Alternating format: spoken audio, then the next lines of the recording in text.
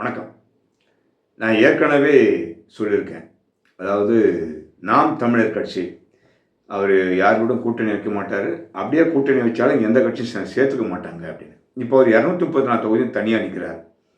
காரைக்குடியிலும் அவர் தனியாக போட்டியிடுறார் போல இருக்கு. அதன் பிறகு 50% மகளிருக்காக ஒதுக்கியிருக்கார். 117 117 100% கூட நீ மகளிருக்கு ஒதுக்குப்பா. உன்னை யாரும் கேட்க போகிறதில்ல. உன்னை யாரும் சட்டை பண்ணவும் போகிறதில்ல. உனக்கு யாரும் ஓட்டு போடவும் போகிறதில்ல. புரியுதுங்களா? இவர் வாய்க்கிழிய தமிழ் தமிழ் தமிழ் சொல்லி வாய்க்கிழிய பேசுவார். தன்னுடைய நலனுக்காக மட்டுமே தான் பேசுவார். இவர் அடுத்தவங்களும் பேசுவார். அதிமுக திமுக ரெண்டும் ஒரே எல்லாம் உண்மைதான். நீ அதை விட திருட.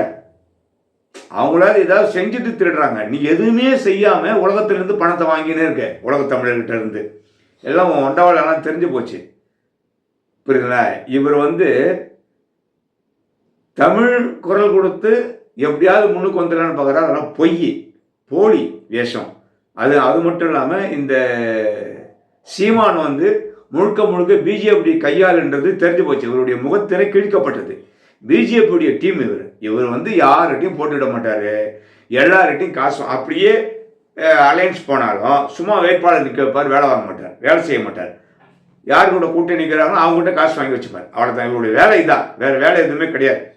அது மட்டும் இல்லாமல் இப்போ என்ன ஆகி போச்சுன்னா பிஜேபியுடைய கையால் பிஜேபியுடைய விளக்கு பிடிக்கிறவரும் தெரிஞ்சு போச்சு.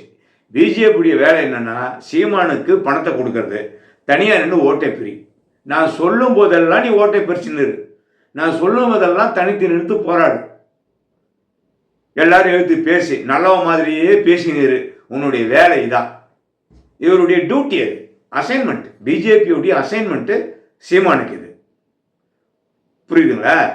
அதனால் அவர் கொக்கரிச்சின்னே இருப்பார். நான் தமிழர், நம்ம எல்லாம் தமிழ். அதெல்லாம் சும்மா கதை. தமிழருக்காக இவரெல்லாம் குரல் கொடுக்கறதுலாம் கிடையாது. ஏமாத்துறாரு சீமான். நல்லா ஞாபகம் வச்சுக்கோங்க. புரியுதுங்களா? அதிமுக திமுக இவங்களாம் எதிரினா இவன் துரோகி. பிஜேபி கூட சேர்ந்துங்கன்னு விளக்கு பிடிச்சுன்னுக்கிறான்னா இவன் என்ன மாதிரி நாளாக இருப்பார்? இவர் பச்சை அயோக்கியம். இது போன்ற ஆளுங்களை எப்போவுமே நீங்கள் வரவேற்கக்கூடாதுங்க. ஆதரவு கொடுத்துடக்கூடாது. இது தமிழர்களுக்கு பள்ளம் பறிக்கிறவங்க இந்த சீமான். தயவுசெய்து இந்த மாதிரி பேசுகிறேன்னு தப்பாக நினைக்காதீங்க. இதுதான் உண்மை. எக்காரணத்தை கொண்டும் சீமானுக்கு ஒரு ஓட்டை கூட போட்டுறாதீங்க. போட்டிங்க அப்படின்னா அது நமக்கு தமிழர்களுக்கே நான் வச்சுக்கிற சூனியம் தான் நான் சொல்லுவேன்.